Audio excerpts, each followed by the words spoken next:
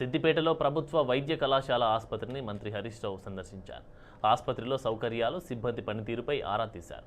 Covid పేషెంట్లను స్వయంగా పలకరించి వారికి అందుతున్న సేవల గురించి అడిగి తెలుసుకున్నారు. కోవిడ్ పేషెంట్లకు ధైర్యం చెప్పారు, వారిలో మనోధైర్యం నింపారు. జిల్లా కలెక్టర్ వెంకట్రామరెడ్డితో కలిసి ఆసుపత్రిని సందర్శించారు. వైద్య అధికారులు, డాక్టర్లు, నర్సులు, సిబ్బందిని మంత్రి హరీష్ అభినందించారు. కోవిడ్ కష్టకాలంలో వైద్య సిబ్బంది అందిస్తున్న సేవలు గొప్పవని హరీష్ ప్రశంసించారు.